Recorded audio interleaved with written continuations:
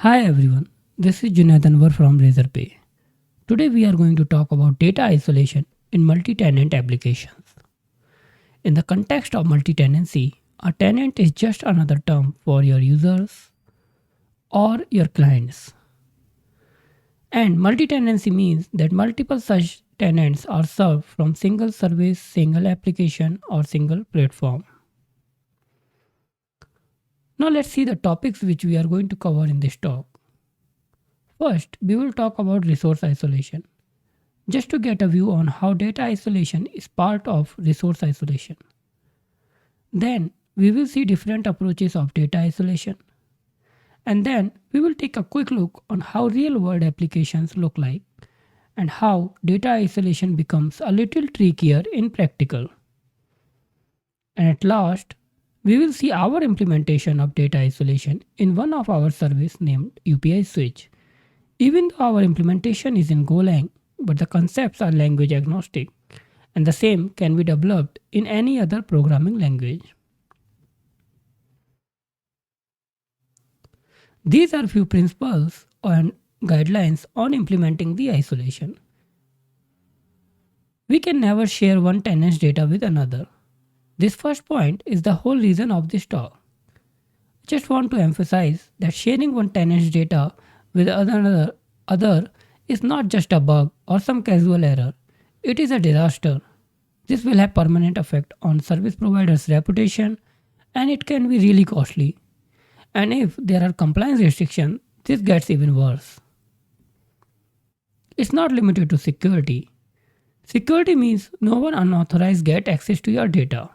But isolation is keeping data of one authorized tenant away from another authorized tenant. They both are authorized to get their data, but the end goal is that they should only be getting their data. Usually developed within the application design. There is no special tool for data isolation. It is part of the design itself. There are multiple ways how we can implement isolation, but those are usually written as part of application itself. We will come to this point later in talk when we will see actual implementation. Isolation must be enforced. Any application is built, maintained, improved by developers. This point emphasizes that don't leave isolation to your service developers. Instead, add isolation at a common and abstracted layer of the application, meaning your developer should not even worry about isolation. They should know that application itself will keep data isolated and will not let them make this mistake. Now let's see different types of resource isolations. First one is silo. In this design, each and every resource, application or component is kept separate for each tenant. This isolation is preferred by clients because of its three main benefits: noisy neighbor, blast radius, and compliance. We will come to these points later in the slides. Next one is pool isolation. Pool isolation is where all resources and services are shared between tenants. It may seem like that this is kind of reverse of isolation, but it is still an isolation approach. Mainly because you can share resources, but you still cannot share data. You should follow all data isolation rules when building pool isolation. There are multiple reasons why service providers prefer pool isolation. Again, we will cover that in the next slide. The next one is bridge isolation. This is mix of silo and pool. Here, few resources are shared and few are kept separated. For example, we can use same instance of application, but we have to keep database separated for each tenant. Let's quickly go through pros and cons of these approaches. As we discussed, there are three main benefits of silo application. The first one is compliance. Highest model of compliance. This is probably the most important one. For clients like bank and government bodies, the compliance doesn't allow them to share any kind of data, not just application data. Even the metrics and logs cannot be shared between tenants. Second main benefit of silo isolation is no noisy neighbor problem. In SaaS applications, noisy neighbor is a term used for a tenant whose excessive use of resources affects other tenants. Thus, in silo, this problem is almost negligible. The next benefit is limited blast radius. Blast radius means the impact of an incident. And when an incident happens, in case of silo isolation, it is limited to only one tenant. Now let's deep down to the benefits of pool isolation. Pool isolation comes with high agility. The agility affects innovation, scalability, and pace. With pool isolation, we will have time to focus on new ideas and improvement, and with single instances of services running, we will be able to scale faster. And we can do all that at much faster rate compared to silo isolation. Second benefit is cost. Pool isolation is highly cost effective compared to silo. Third benefit is tenant onboarding. For silo, we will need to set a complete infrastructure from ground up, but in pool, onboarding can be done in matter of minutes. And the next benefit of pool isolation is management. In silo, management is decentralized, but in pool, it is centralized and far simpler. We can have common dashboard to monitor complete infrastructure, and we can put centralized analytics tool to drive pattern, trends, and thus improving our application performance and user experience. Razorpay uses pool isolation because of its benefits and the fact that we work under very mild compliance restrictions. As a startup, agility and cost are extremely crucial to us. Competition, scalability, challenging timelines, innovation are the few important factors that we could achieve with an agile application. With centralized monitoring, we can ensure high availability with comparatively smaller team.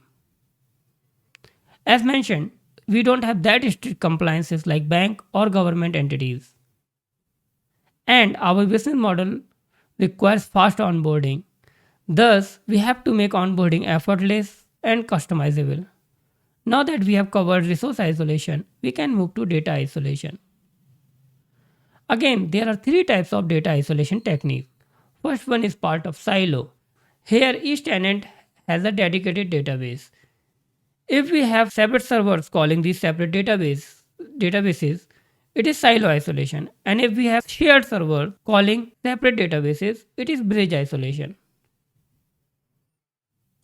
In second approach of single database and separate schema, we will have same database, but each tenant will have its own schemas. Here we can see how same database DB1 has multiple tables to store same type of data. This is mostly used in pool isolation where we are sharing the resources. The next one is single database with shared schema. This approach is perfect example of pool isolation. Here, the same table is used to store all contacts, and isolation is achieved by putting a specified column for tenant identification. This is the one which we have used in our application. These are the basics of resource and data isolation in theory. Practically, things are not that straightforward. Let's see how practical real world application might look like. These are the three things which we have learned from our earlier application.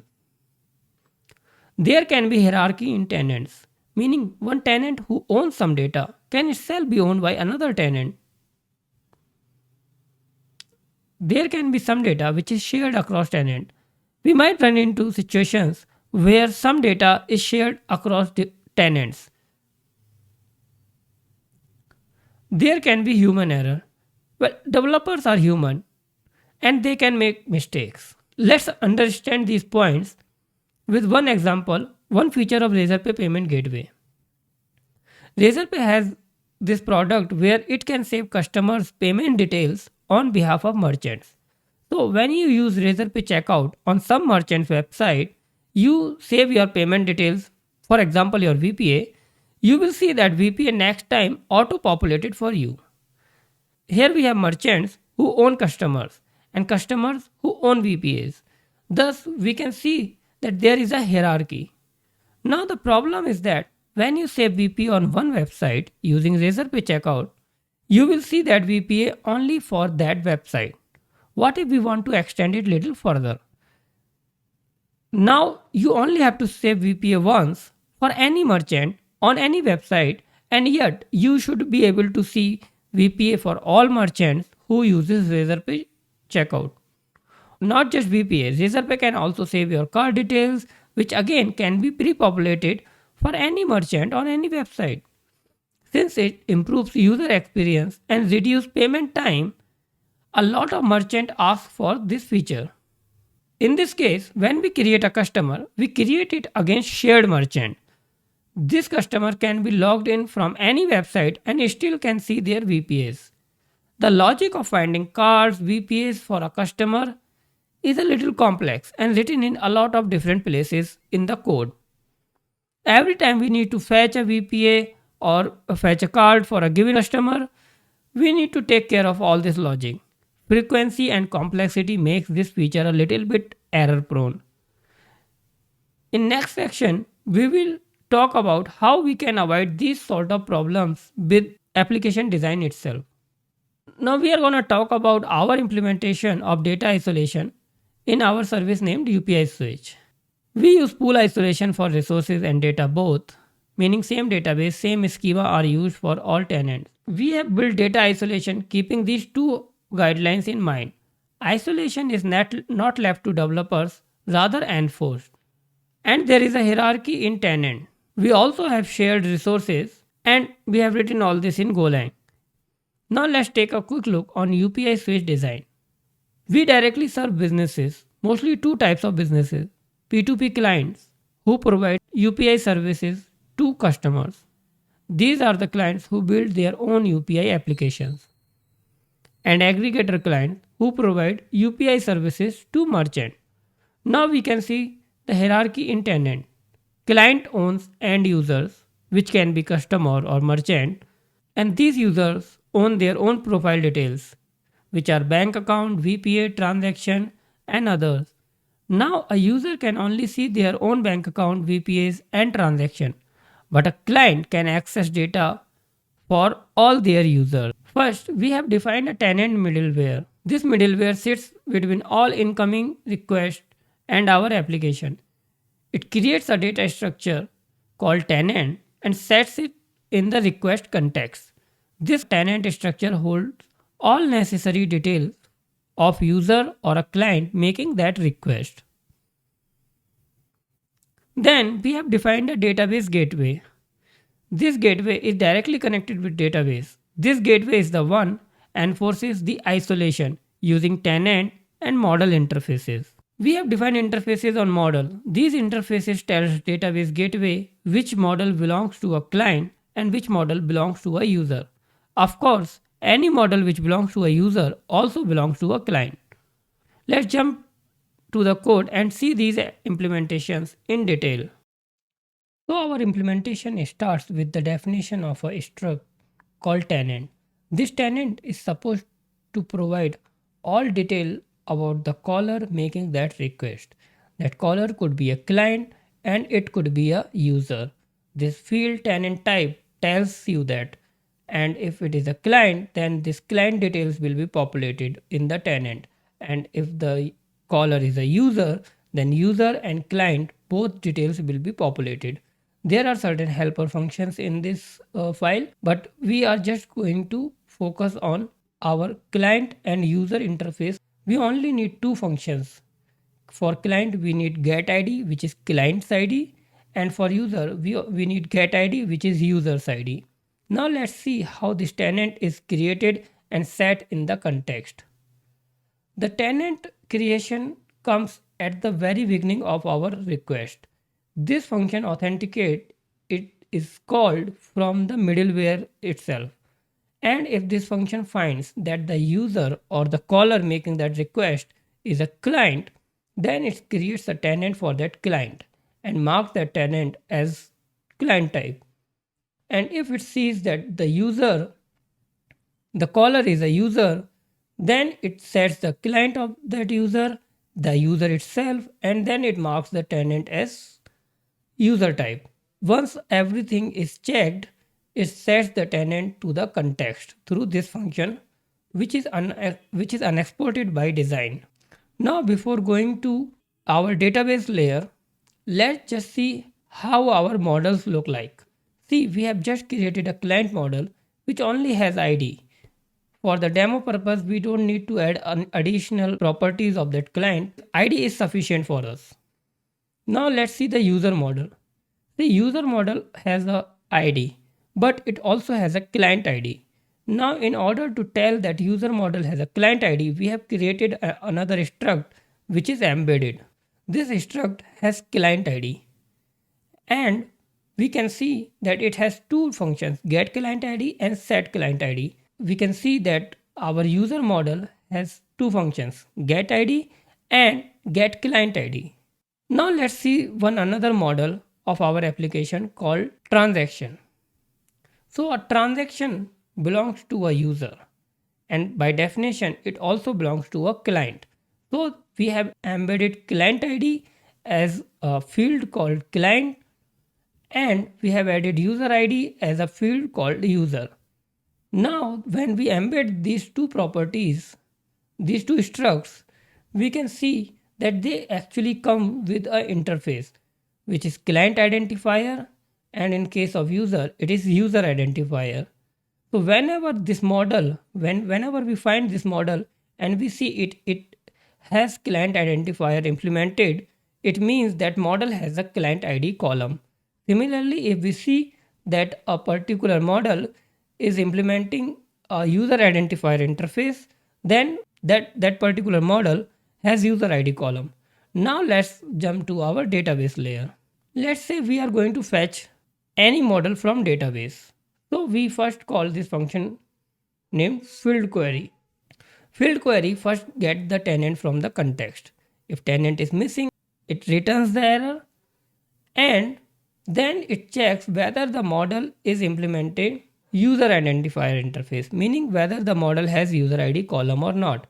And if sees yes, model has user ID column, it sets a filter in query that user ID must always be equal to the ID which is set in the tenant, not the ID which the model has. This ID is not passed from any parameter. It is what is set in the tenant. This makes the isolation abstracted and away from the control of service developers. Our one module, the middleware, is the one setting the tenant directly after authenticating the user. And this function makes sure that all the database query, all the read queries or update queries have this filter user ID is equal to whatever is coming from the tenant. Similarly for client, we see if the model also implementing the client identifier, meaning the model has client ID column. Then we put a where condition that client ID should be equal to the ID of the client which is set in the tenant. Again, these two conditions make sure that the data which belongs to that tenant is always kept isolated. Let's see one example, fetch all. Fetch all API takes certain input, could be a query parameters, it could be a payload, and it passes the list of transactions where it wants to store all the fetch transactions, and then it simply makes the call. Now you can see the simplicity of this function. This function doesn't tell you whether you are fetching transaction for a user or you are fetching transaction for a client. That particular logic is written inside the database layer, because database layer will make sure that if the client is logged in or the client is making the request, the client ID column is set, and if the user is making the request, the user ID column is set in the filters. Same is true for creation. Whenever we are going to create a model, we call this function field model. This field model function is going to set user detail and client detail on that model if applicable. Now let's say our model is on user identifier interface, meaning it has user ID column. Now before saving to database, we make sure that we are fetching the user ID from tenant and then we are setting it onto the model. It means that whenever we are making a write database call, when we are going to create a resource, the user ID of that resource is always fetched from the tenant. It also makes sure that even if someone accidentally has set the user ID in the code, it will override that. Similarly, for client identifier, if a particular model has client ID as a column, it makes sure that whenever it is making a database write to create a client record, it fetches the client ID from the tenant. So for our example, we are going to create a transaction. The user ID and client ID columns will be set by the database layer and it is not left onto the developers. Now let's see shared resource problem. We have a resource called bank account. Now there is a business logic which says that a particular bank account can be shared across clients, across one tenant which is clients.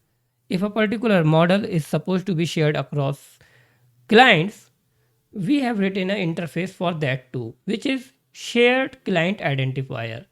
This interface provides one function, get shared client ID.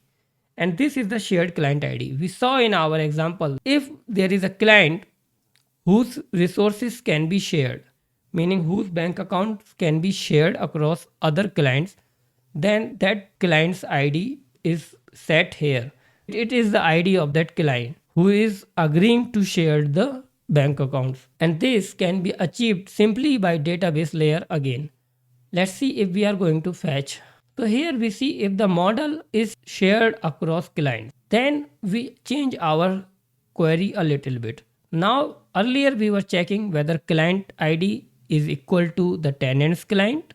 Now we are checking that client ID should be one of shared client ID or the tenant's client ID. It means that the client who is logged in or who is making the request can see their own bank account and the bank accounts of the client who is sharing the bank accounts. So this is all about our implementation of tenant. Again, this is just a demo. Now we know that how we can control our database queries directly by tenant. Now that we have seen implementation, let's quickly revisit the benefits of this approach. Enforce an abstracted source of isolation. We see by creating database gateway, especially two functions, field query and field model, we can make sure that isolation is always intact. Without these functions, no one can make direct call to database. Enforce control from tenant and model. We also saw how tenant controls the query and tenant take care of all authentication and make sure the current values are set in context. Reusability in functions. We saw that same API and functions are used without any modification specific to model. This becomes more meaningful when you have multiple common features like fetch many, fetch by ID. UPI switch has more than 10 models and all of them uses same functions. Centralize and abstracted logic of shared resources. We also saw how same logic can be extended to support shared resources. In our case, it is bank account, but similar logic could have worked for Razorpay payment gateway customers. No unnecessary parameters in function. If you don't use centralized isolation logic, try to realize how many places we have to pass user or client details to create or fetch resources. In large applications like UPI switch, there are multiple layers between database and controller. Passing tenant details would have been really ugly. Peace of mind for developers. Now developers don't have to worry about data isolation. They can fetch a resource and always get correct data. Same is true for creation.